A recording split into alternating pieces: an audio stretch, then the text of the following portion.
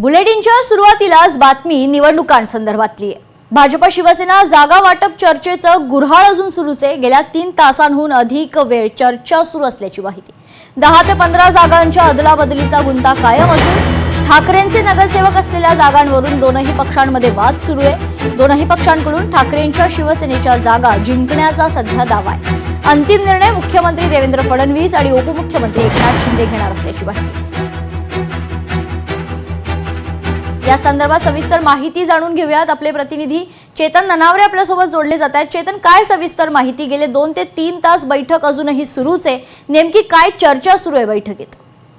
निश्चितच 200हून अधिक जागांचा गुंता सुटला असला तरी 25 ते 27 जागांसाठी ही चर्चा आज सकाळी सुरू झालेली होती। मात्र अद्यापही 10 ते 15 जागा अशा आहेत की ज्या ठाकरेंच्या ताब्यात आहेत आणि त्या ठिकाणी आता शिवसेना आणि भाजप दोघांकडूनही रस्तिकेस सुरू आहे।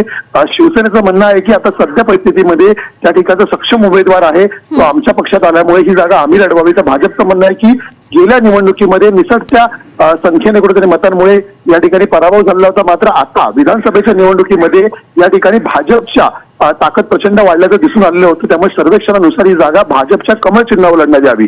मात्र आता दोन्ही पक्षांनी एकाच जागेवरती अशा प्रकारे दावा केल्यामुळे जवळपास 10 ते 12 जागांचा गुंता आहे तो कायम दिसून येतोय।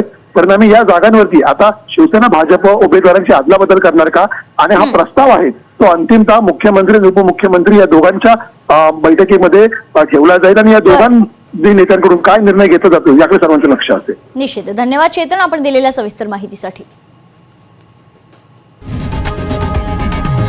लोकशाही मराठी ऐका, पहा, जागरूक रहा।